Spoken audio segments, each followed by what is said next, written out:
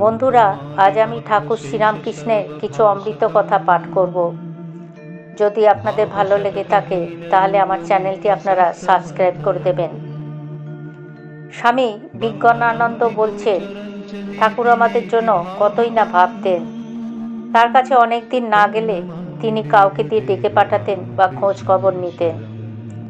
শরৎ মহারাজ মাঝে মাঝে ঠাকুরের খবর নিয়ে আসতেন আমার কাছে। একবার এমনই ধারা তিনি ডেকে পাঠিয়েছিলেন দক্ষিণেশ্বরে। আমি গিয়েছিলাম। গিয়ে দেখি তার কাছে লোকজন বড় একটা নেই। তিনি যেন একটু অনুযোগের সুরে বললেন আমায়, কিরে কেমন আছিস? আজকাল যাওয়া আসা একেবারে কমিয়ে দিয়েছিস। আমি বললাম, আসতে তেমন ইচ্ছা হয় না, তাই আসিনি। তাতে ঠাকুর একটু হেসে বললেন, তা বেশ, ধ্যান ট্যান একটু আধটু করিস তো? ধ্যান করবার চেষ্টা তো করি, কিন্তু ধ্যান হয় কোথায়? ধ্যান তো মোটেও হয় না মশাই। ঠাকুর তা শুনে অবাক হয়ে বলছেন, বলিস কি রে, ধ্যান হয় না? কেন হবে না? নিশ্চয়ই হবে। তারপরে তিনি খানিকক্ষণ চুপ করে রইলেন। আমিও তাকিয়ে আছি তার মুখের দিকে, দেখি কি বলেন। দেখতে দেখতে তার মুখ চোখের ভাব একবারে পাল্টে গেল। তিনি খুবই গম্ভীরভাবে বলছেন, আচ্ছা যা তো পঞ্চবটিতে, ওখানে বসে ধ্যান কর। এই বলেই আমায় আপাদ মস্তক দেখতে লাগলেন। পরে বললেন, আয় দেখি একবার এদিকে। এগিয়ে যেতেই আমার জিভ বের করতে বললেন। জিভে আঙুল দিয়ে কি যেন দাগ কেটে দিলেন। আমার সর্বাঙ্গ তখন কাঁপছিল, ভিতরে ভিতরে খুব আনন্দও হচ্ছিল। পরে বললেন, যা এবার পঞ্চবটিতে। এদিকে ঠাকুর আমায় ছুঁয়ে দেবার সঙ্গে সঙ্গে শরীর যেন অবশ হয়ে গেছে, পা চলছে না। কোনো প্রকারে পঞ্চবটিতে গিয়ে ধ্যান করতে বসলাম। তারপর আমার কোনো হুঁশ ছিল না। যখন জ্ঞান হলো তখন দেখি ঠাকুর কাছে বসে আমার গায়ে হাত বুলিয়ে দিচ্ছেন আর মৃদু মৃদু হাসছেন। তখন আমার কেমন যেন একটা নেশার ঘোর লেগেছিল। পরে তিনি জিজ্ঞাসা করলেন, কিরে ধ্যান হলো? হ্যাঁ, আজ তো বেশ ধ্যান হয়েছে, আমি বললাম। ঠাকুর বলল, এখন রোজই ধ্যান হবে দেখবি। সেদিন তার সঙ্গে অনেক কথাবার্তা হয়েছিল।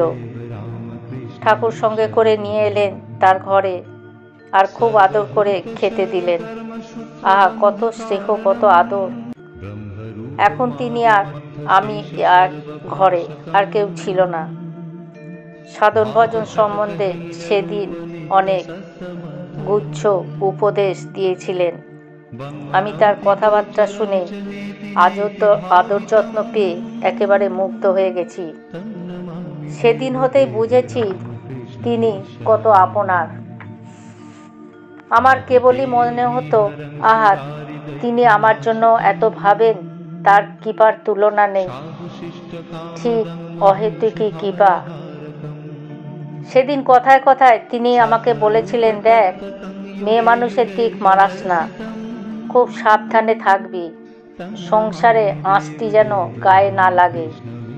সোনার মেয়ে মানুষ হলেও সেদিকে ফিরে তাকাবি না। তোকে একথা কেন বলছি জানিস? তোরা হলি মায়ের লোক, ও তাদের মায়ের অনেক কাজ তোদের করতে হবে।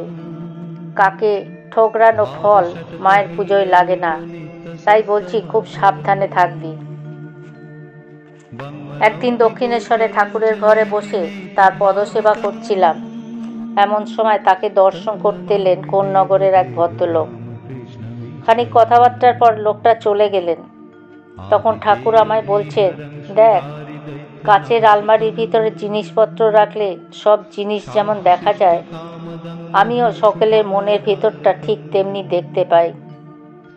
ঠাকুরের ওই কথা শুনে আমার মনে হলো, তাহলে তো আমার ভিতরটাও তিনি সব দেখতে পাচ্ছেন।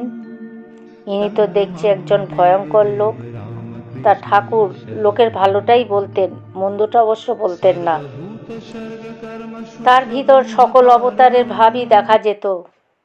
তিনি একদিন আমায় বলেছিলেন, আমি কৃষ্ণ অবতারে গোপ গোপিনী নিয়ে প্রেমের লীলা খেলা করছি। আমি তখন কলেজের ছোকরা। ঠাকুরের এই কথা বিশ্বাস করতে পারছিলাম না।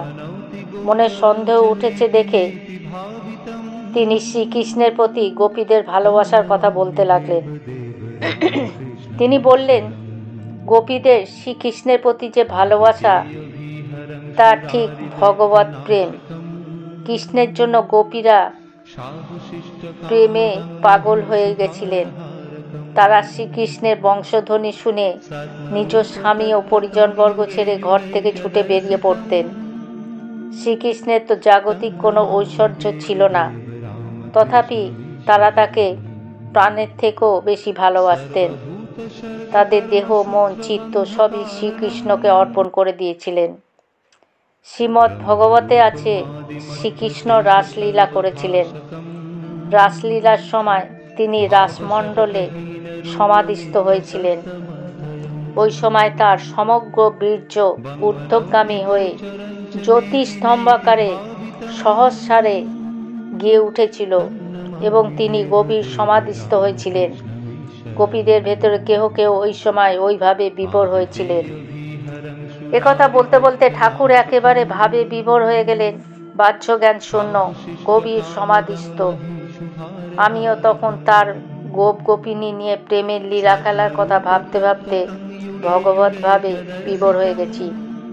তার সেই শক্তির গণ্ডীরেখা ঠিক যেন রাসমণ্ডলের মতো।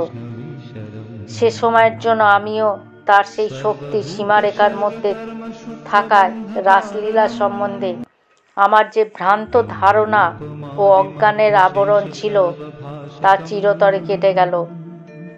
আমারও তখন রাসলীলা সম্বন্ধে অভিনব অনুভূতি ও ধারণা হয়েছিল।